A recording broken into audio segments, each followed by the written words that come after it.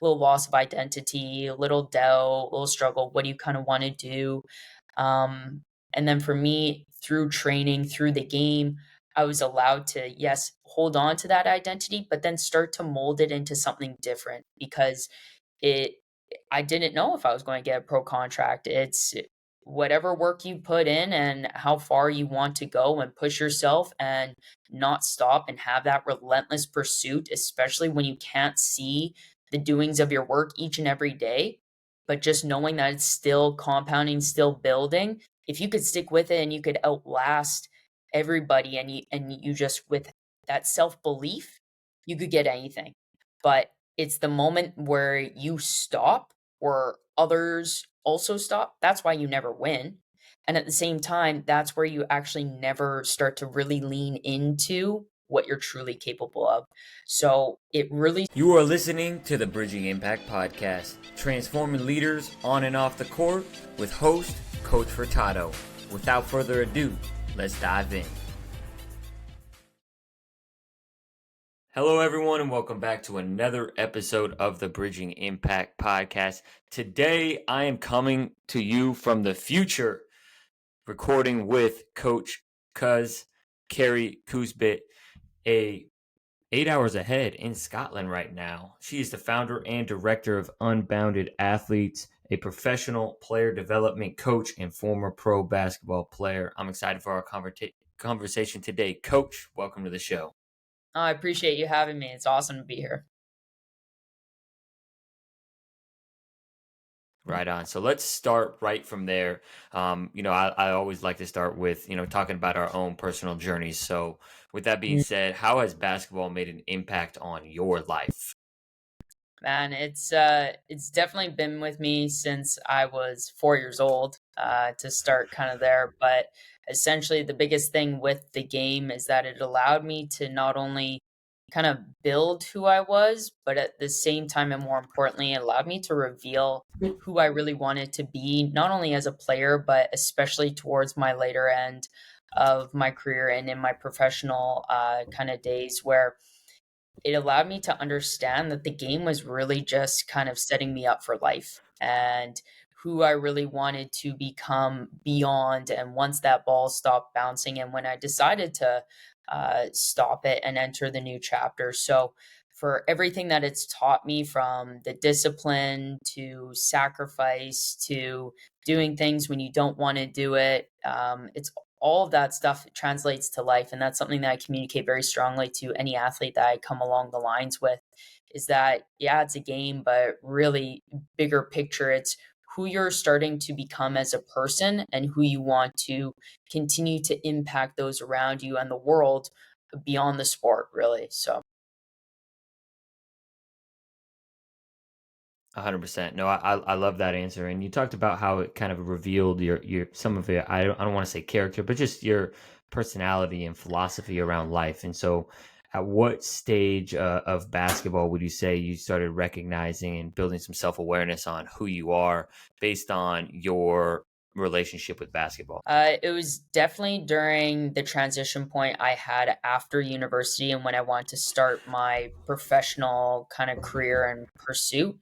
Um, at that point in time, and every athlete who goes through the sport of basketball, but even any sport, you're wrapped up in that identity, and you will come to a point where you will kind of struggle with that. I went through it myself, and I know many other athletes go through that, especially if they're unsure if they want to continue. For me, I knew I wanted to continue, but at the same time, I just finished my 5 years D1 in Canada, where every single day, every single year after that, I knew where I was going to be. I knew I was going to hoop. But when you start to make that transition, now all of a sudden uncertainty kicks in. And that is really what kind of allowed me to understand I really want this because that uncertainty makes it worth everything. And that's really in life. And that's really kind of what I realized the past few years is that you want things to be uncertain. If you knew the answer, it wouldn't be as exciting. It wouldn't allow you to challenge or see what you're truly capable of. If you always knew the answer, if you knew the end result. So is it scary? Yes. And it's something I wish somebody told me kind of in that transition was be prepared for kind of maybe that little loss of identity, a little doubt, a little struggle. What do you kind of want to do? Um, and then for me, through training, through the game, I was allowed to, yes, hold on to that identity, but then start to mold it into something different because it I didn't know if I was going to get a pro contract. It's whatever work you put in and how far you want to go and push yourself and not stop and have that relentless pursuit, especially when you can't see the doings of your work each and every day, but just knowing that it's still compounding, still building. If you could stick with it and you could outlast everybody and you just with that self-belief, you could get anything. But it's the moment where you stop or others also stop. That's why you never win. And at the same time, that's where you actually never start to really lean into what you're truly capable of. So it really started after university where I was thinking, wow, this is really all on me now. No programs kind of seeking me out. I got to go for it. So that's where I really started to kind of understand, building and who I wanted to become. I wanted to be somebody that never quit, somebody that wanted to push themselves to the ultimate point of physical, mental, and emotional kind of limits to really see how am I going to respond? Because at the end of the day, it's our actions and how we respond to events. We can't change what's going to happen. We can only control what we can.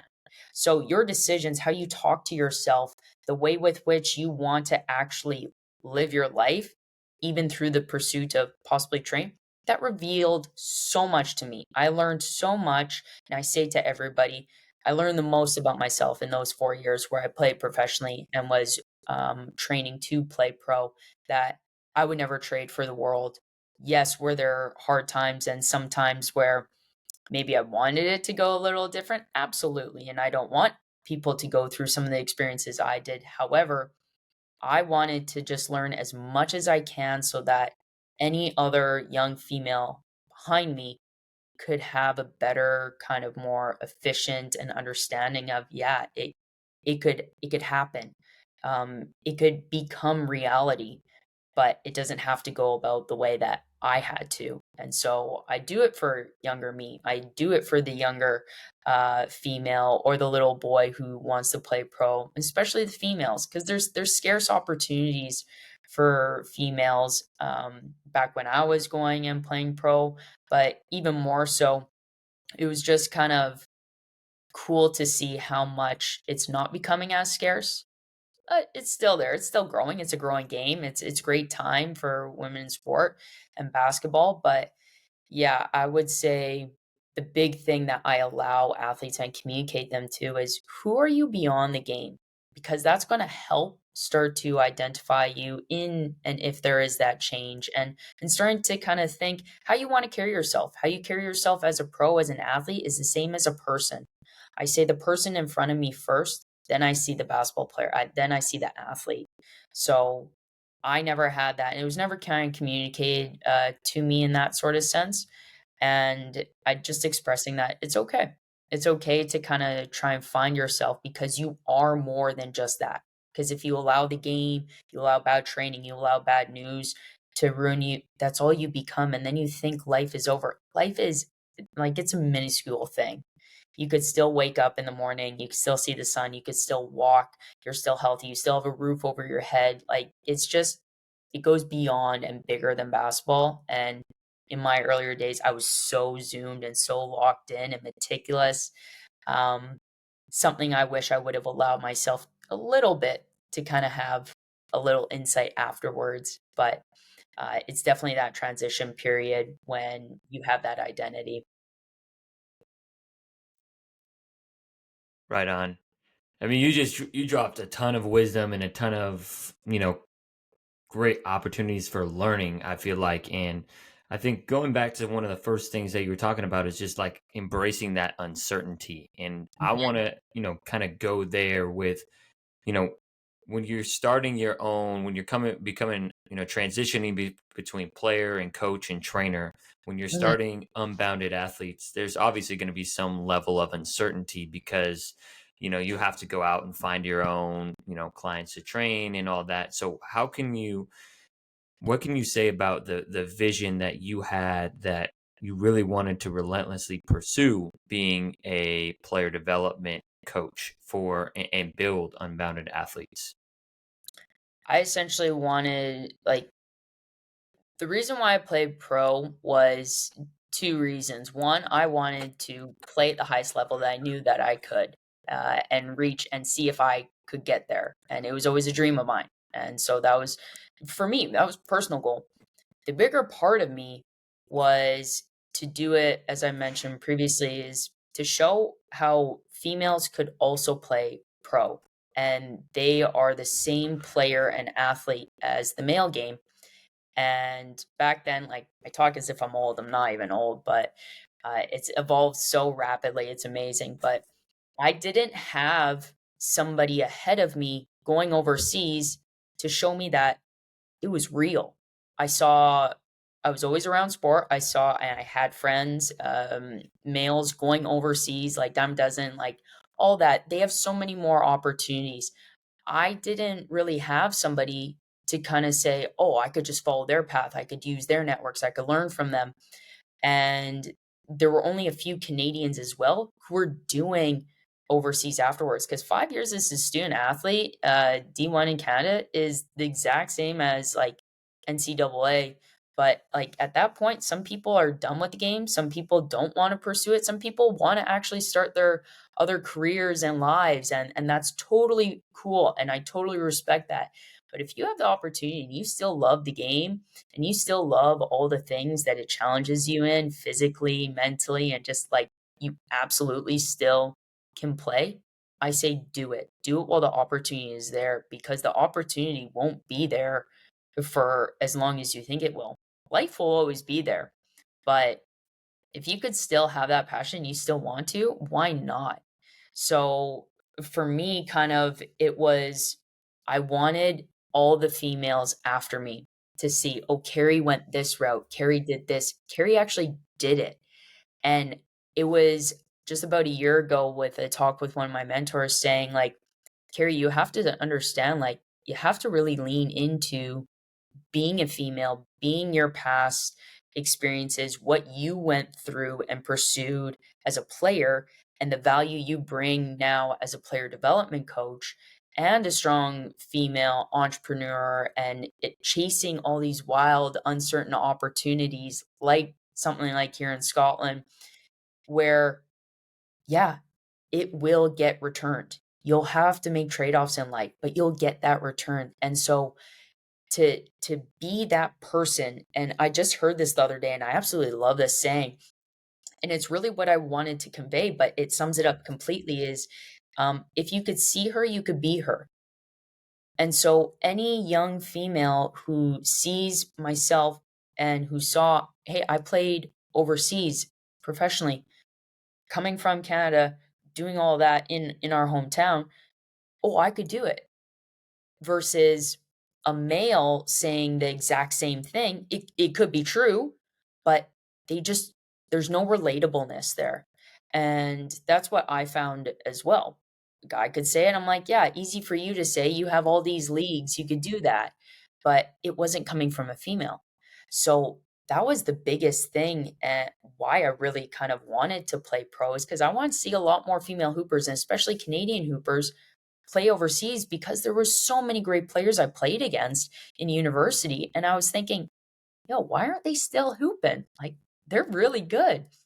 And it was essentially just because of that. So for me, I wanted to be that actual reality. And even out here in Scotland, coming about and introducing the younger generation, especially the females, how to train, how to play, how to start to understand and think about the game differently and approach it, to then having it come from me. And it's as if like they could actually touch me, like it's real. It's not kind of this myth or something just being thrown out there. And that's why it's the beauty I love of all the awareness as well with the WNBA and the college game for females, and even in other sports.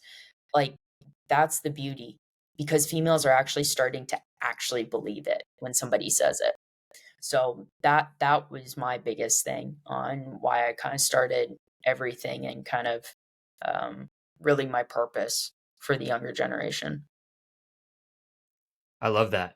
And I think that that's really powerful is obviously modeling the way, right? We can, you know, recognize that we can be, for lack of better term, we can be heroes for the next generation, right? We can show that it is possible to play, number one, collegiate basketball, and then also go and play abroad, right? And open those doors and open those opportunities. And I think it's obviously right now it's a great time for women's basketball, but it's also we need to continue to expand it here in LA. Like I look and see, and it's one of the biggest cities in the world, and there are definitely way more opportunities for boys to play. I have like a girls team, but a lot of them didn't even start playing until they were in high school, right? So it's trying to continue to expand those opportunities for them to start playing Mhm. for as young as 5, 6 years old, just like the boys are on their side. And so, kind of with that, and you talked about how to train. How do you feel like your philosophy of training was really influenced by your journey in playing Mhm. professionally? Gosh, I really communicate to the athletes. So anytime like I'm demoing or all that sort of stuff and I'm moving a different way, I'm able to like handle it's kind of transitioning in those different movement patterns. You don't see a girl kind of moving this way. Stereotypically, if you saw a girl move in the way more shifty and all that, you would say like she moves like a guy, right? And for me and some females, like when I hear that, I take it as a compliment. Some females don't, but for me, I wanted to take that phrase and just like the game is the game and movement is movement and ball handlers are ball handlers, but it really traditionally isn't seen like when you see somebody or like a guy being shifty and all of that very little before you couldn't really see that in the female game. But now you're starting to see those similarities, those movements. Yeah, you're able to move the exact same way as a guy is. It's just starting to learn how to move, how you currently move, and how we want you to move. That's going to be the biggest difference. And all those different kind of factors coming in, whether you played other sports, you're exposed to different movements and movement patterns. Because at the end of the day, that's basketball. It's just movement and the ball is an attachment of you. What you could do without the ball, you could do with the ball. So when I'm demoing, I say to the younger players, maybe even these different shifting movements or these hard stops, different awkward positions, and they almost think it, man, I can never probably move like that. And I share to them, if I showed you film of me in university or even beforehand with my player development coach, I was not moving like this. I couldn't float. I couldn't misdirect. I couldn't be shifty. I couldn't decelerate. I couldn't do an inside foot stomp. I couldn't do any of that. I had to learn how to move this. I had to relearn the game. And me and my player development coach, Matt Dick, best friend, Atlas basketball training, he himself player development coach. And me and him joke of the first workout we ever had. I reached out to him, or my friend, a guy I went to high school with, said, Carrie, you're still going overseas. Come train with me and my friend Matt. He's a trainer. Go through all this. I'm like, frick yeah, like I need this because I want to go train and not a lot of females are around. And I played with the boys until I was 14. So I'm kind of already different in that aspect where I just think I play just a little different culture. And I love that. Like I embrace that. And that's something that I want to instill in the female game. And it's slowly actually starting with the great female players today. But it's something that naturally just isn't there. That's just evolutionary. It's a male kind of thing. I believe like it's just a fact. Okay, it's a bit more prominent with males than females, but those females do exist. And one of the things that we joke about is, wow, even if we had like one move of these in university, one move, it would be so different, how I was playing. I wasn't a bad player. I wasn't rigid, but I was pretty stereotypical and very almost one or two dimensional, not having a lot of variability or adaptability or being able to actually move out of some things. Truthfully, wasn't really as skillful as I could be. And he exposed me in that workout, where I walked out of the gym and I sat in my car and I hit the steering wheel a few times in kind of frustration, because I didn't make like a single shot throughout that workout when he was challenging me, putting on certain constraints and really revealing like, okay, what can you do? What is intelligence? What decisions can you make and actions based off of what you see, right? Versus predetermining almost a few things. And I could read the game, but definitely I didn't have as wide of a scope or the ability to adapt as much as I needed to be, right? And I sat in my car and I kid you not, I sat down and I said, wow, I suck. And yes, that could have been like a huge exaggeration. Like I I was playing 5 years on full scholarship. Like I was number one coming out of high school. Anybody hearing me say that, like it was probably exaggeration. However, to me, like my standard and my expectations are here. And you always hold yourself to that higher standard. And when I really said I suck, I guess it translates, and I'm way better with like the narrative and talk is I'm nowhere near my potential. That's what that translated to. It allowed me to see, like, wow, I could be so much greater.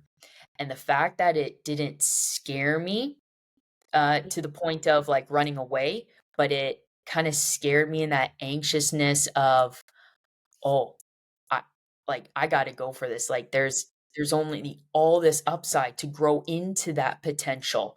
But why not go for it? But I told myself, Carrie, I got to relearn basketball. And at that point in time, I was 22, 22, 21.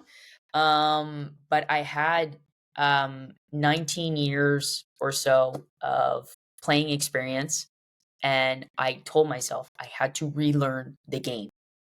And that's absolutely crazy. Like that would be the equivalent of like LeBron James saying like I got to relearn everything that I did in my 20 years. And that's essentially what I put on myself because it was how to train and see the game that needed to be done to A, get to that level, but B, also to evolve with the game. And that's why I also respect and appreciate LeBron because he has evolved along with it. That's why he's still in the game. He's outlasted everybody because of that. So for me, I tell the females, girls, I couldn't move like this. I was moving worse than some of you right now. You picked it up faster than me, but you can do this. So the other big reason why I'm pretty kind of passionate and I think a lot of the females really can relate or allow that kind of failure and lean into it a bit more is because I'm so upfront and I lived it. I'm not just saying it to say it to please you girls. I really went through this. I went through a year and a half of struggling, of learning how to move, of not winning a single game every train session, barely making shots. I was still making shots, but I wasn't making as many. I was challenged mentally and physically in ways and in the game that I thought I was good in, where it really just revealed deficiencies in other places. But that never scared me because I just always thought, like, wow, once I get, how did I not get this? And that's why I tell them be frustrated. It's that manageable level of frustration. And it's okay to be exposed, but you have to admit to yourself and you have to own you're not good. And that's okay. You shouldn't be good. If you're good right now, I don't need to be here. You don't need to be here. You'd already have something. So why are you expecting that of yourself? So the biggest thing for me is you have to be willing to suck for an extraordinary long period of time. But if you could stay with it, if you could outlast that and you keep showing up and you keep learning, you suck a little less and then you'll suck a little less even more. And then maybe one day you kind of get good. And then you get kind of good. And then you get better. And then after that, but you have to lean into that failure. You have to be willing to withstand that.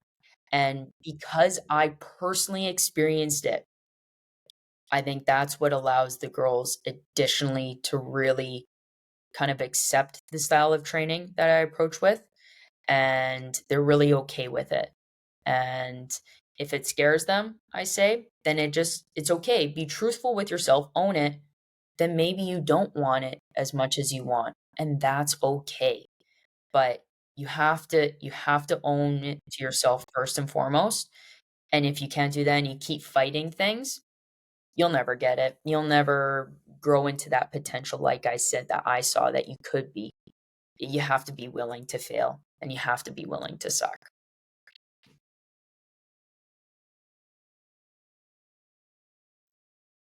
Yeah, that is so important, and I think it's really profound that when you had that opportunity, that moment when you were with the trainer and you're, hands on the wheel, and you're just like, I suck, right? A lot of people in that moment would just give up and just be like, I suck, Mhm. I'm not good at basketball. It's time for me to move on. However, you kind of reframed and reshifted that this is an opportunity, and I think that is probably the biggest difference, right, between people who manage failure and use failure to get better than people who just use failure to quit. And I think that's incredibly inspiring. That's a great way to look and teach our athletes because, kind of going back to our point at the beginning, right? We want to prepare our athletes for beyond basketball. They are going to fail so much, whether it's a test in college or whether they don't get a job or whether they fail on the job or they fail in their personal life, whatever it is, you have to be able to learn and bounce back from that. So I think that's such a powerful, powerful lesson. And it's I great that think you the modeled that other way and you're able to share those stories. So, kind of Yeah, with that, I think the other thing to add on top of that is, um, I always ask myself, but even with anybody, like, no one wants easy. Like, if it was easy, everybody would do it. No one's like, deep down, we all want hard because it's worth it. And one of the greatest kind of things just through like stoicism is the obstacle is the way. That 100% holds true.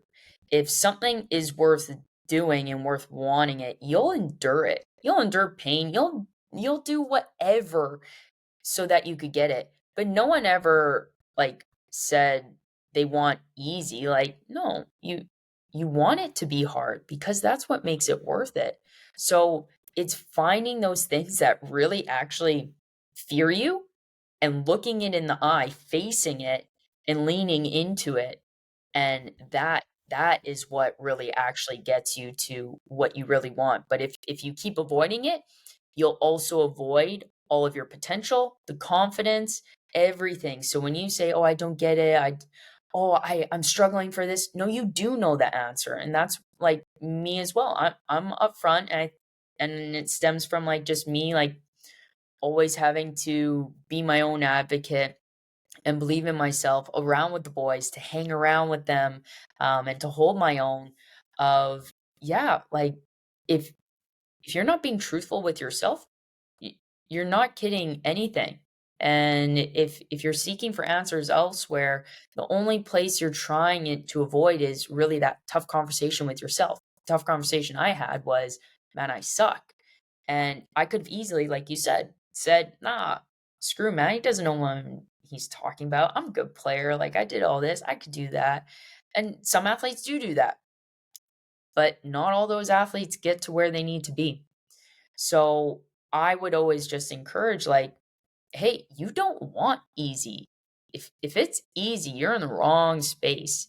Everyone wants more hard. You just don't admit it, but you want more hard, and you have to want all the pieces of that as well. So that's definitely the obstacle, and you could switch it to opportunities. It's just that mindset and that shift in language. Huge, absolutely. Um, but yeah, always find the obstacle and then do everything you can to run through it if you truly want to. I love that. And I'm just curious, how has that handling hard helped you now, found unbounded athletes and recognize and pursue the entrepreneur path of being a player development coach? It's allowed me to give myself a bit more grace. that I didn't earlier on.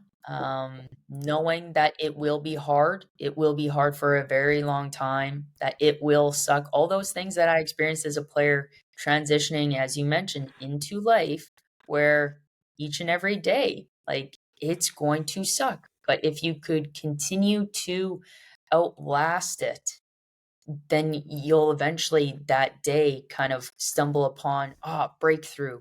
But it's kind of that I'm a sucker for pain, I guess, in a sense, because it really allows me to reveal once again those points of, okay, what are you actually made of, Carrie? Like, what built you in your previous, all your past experiences have qualified you to do this.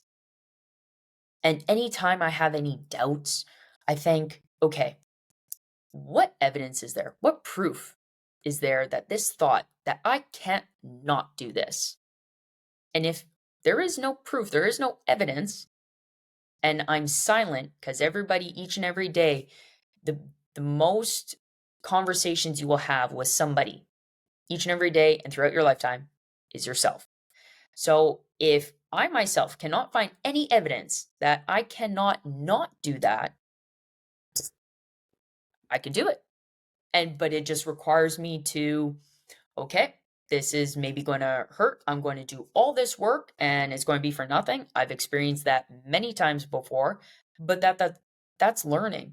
It's learning as an athlete, but even in life, like take the ball away, you are constantly learning each and every day. If you are constantly not learning each and every day and not evolving and not growing, you you won't last. You'll die, adapt or die, right? If we're going to go to really Charles Darwin on that. Um, but it's essentially all those lessons. You learn everything every single day from every person you meet, every interaction you have, all those different types of perspectives you gain in the world.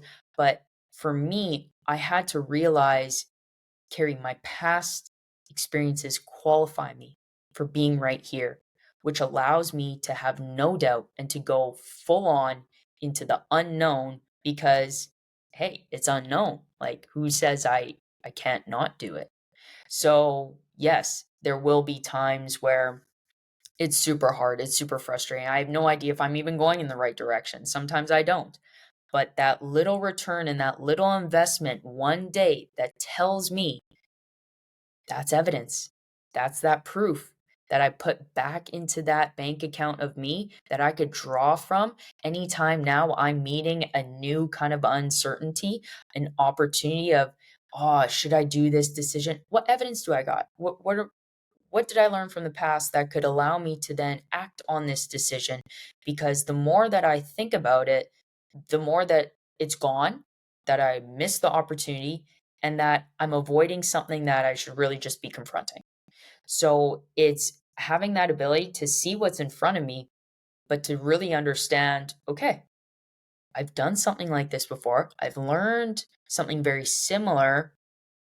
I'm going to learn something new along the way as well, but I got to be open to it. And I just have to take it as it goes. Like the cliche of it is like, you got to roll with the punches. And exactly it. I always, truthfully, I always imagine myself like if I have a bad day, because bad days are going to happen. They're normal, 100%. And I wish somebody told me that before, earlier as well. Told earlier and younger Carrie. And what I say to all the athletes, like, hey, it's okay to have a bad day. It's okay. They're normal. They're part of it.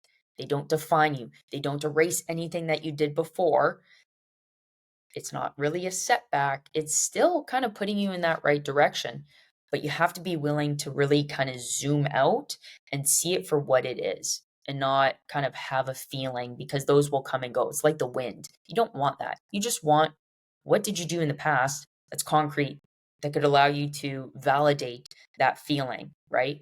So for me, when I see things that are hard or like I had a bad day, or I didn't get what I wanted to, or I didn't do it to the level that I expected, I give myself a little grace. I zoom out and I say, okay, I just don't want to have this feeling again because that hurts me more And really, if I keep making that mistake again, that's on me.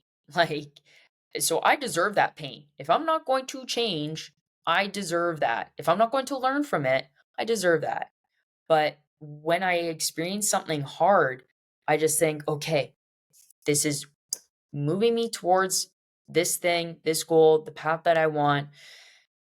But I have to understand that it's not taking away everything that I did to climb up to. Before, I always thought if I encountered something, all the hard work that I did beforehand would just get erased. And I was very extreme in how I thought. And for me, what I see now is that extremes are very easy. It's very easy to beat yourself up on. It's very easy to say you had a good day, but that kind of balance, in a sense where balance is hard. It's hard knowing when you got to push, when you got to pull back. And pulling back is also just as strong as pushing through. So if you want to sacrifice your sleep like I did way earlier in my career, like that's something that I don't do that, because me sleeping is getting way more out of a junk gym session, uh, junk extra volume reps. It's understanding, but it hurts me so much. And when I still have that little anxiousness of like, oh, I just want to do it. Like I feel like I can, like I could just say, screw it, I'll sacrifice it. That's when I know I'm at hard, because it's so hard to just trust what you haven't done before. That is very uncomfortable, because it's so easy. It's easy. Extremes are easy. You don't want to live in the extremes. You want to be kind of in that place where you're kind of always restraining yourself back, because you know, wow, I haven't done this before, but oh, that means I'll get my results that I have never gotten before. So it's stuff like that on how I kind of shifted towards that. And when I experience those hard days or all that sort of stuff, and just like, I'm sure you've watched Rocky. I hope everybody has watched Rocky, at least 1 through 4. 5 is meh, 6 and Balboa, meh. But 1 through 4, like, I always imagine myself as Rocky on hard days, just getting destroyed by Apollo Creed, like, absolutely. But I keep standing up.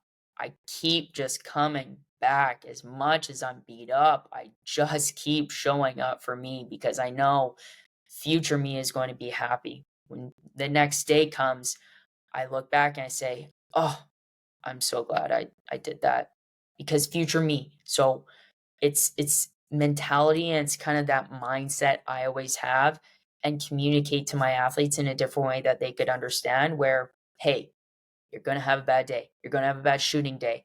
You're going to have life happen. That's normal. What are you going to do for yourself? Don't feel sorry for yourself. That is not an option.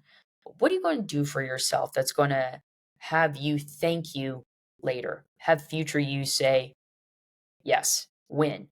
A hard win, but still a win.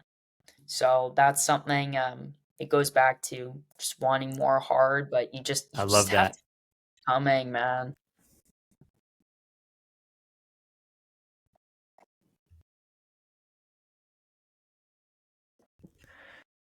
Right.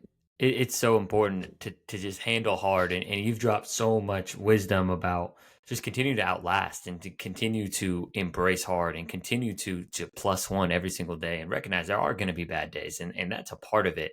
And so I really just I'm feeling inspired because as a entrepreneur myself and a basketball trainer myself, there are those days, and there are opportunities every Mhm. single day where it is challenging, right? To either grow the program or make sure the program always stays up to the highest standard. And as we enter the last section of the podcast, what would the final pieces of wisdom you would want to leave the coaches and parents leaving or on this podcast to take home with them to make the greatest possible impact on their athletes? And then where can people find and connect with you on social media? Yeah, I would say the biggest thing, kind of almost two parts. One is start to redefine failure.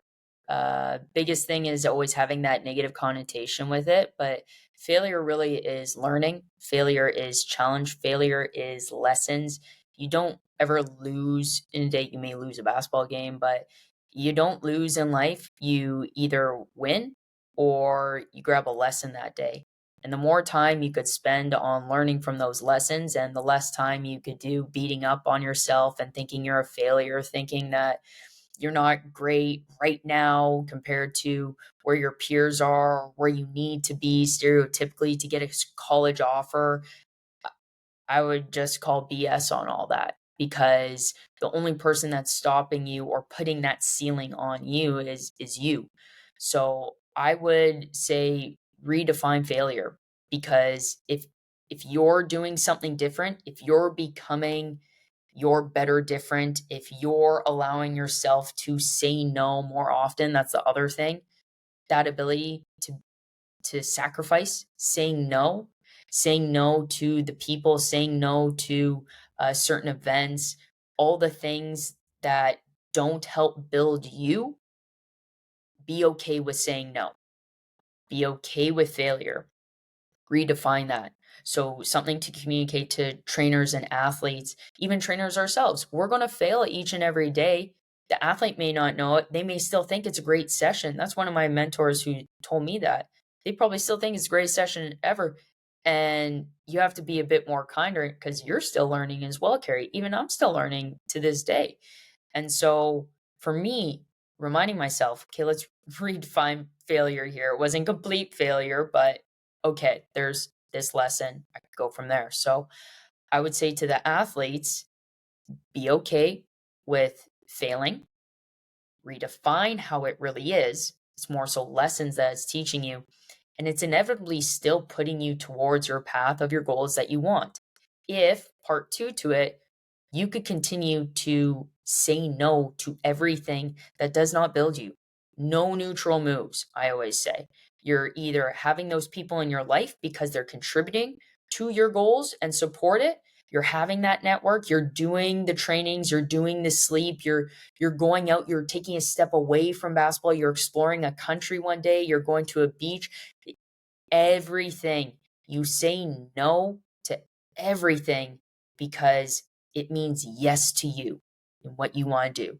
So if you can understand saying no and you can understand how to redefine failure, you will be able to become that different person that you could only ever have dreamed of becoming. And you would get it that much more efficiently as well. And that goes not just in the game, it goes in life, bigger picture. That's what I've learned. So for me, that's what I would kind of leave athletes and trainers with, those kind of two pieces to consider moving forward. And then with regards to just finding me, I do have Instagram, coach.kuzz, Kuzz. I also have Twitter. I love just using Twitter to remind myself of some things. So I do a lot of that kind of notes and just rewiring my head talk and narrative. And if others could maybe rewire it as well along with me. So I love using X as that. That's Carrie Kuzz. And yeah, other than that, main platform is Instagram. So that's where you'll find me, especially. So. Well, thank you so much for your time today and dropping all the wisdom. I think all athletes, trainers, parents need to learn, relearn and rehear this lesson. We hear it over and over again, but handle hard and stay persistent. Yeah. Thank you, Coach Kuzz. No, I appreciate it, Coach. Thank you for listening to this episode of the Bridging Impact Podcast. We'd love it if you would like, subscribe, leave a comment and a review on whatever platform you're on. It's the best way to help us grow. We appreciate you for doing that. We'll shout you out on social media. I'd also love if you connected with me on social media. Let me know your thoughts. And this is why I do it. I want to share knowledge and wisdom from experienced leaders to people like yourself and myself, so we can have this dialogue and move forward, make an impact on the world. So stay tuned, stay subscribed. Cheers.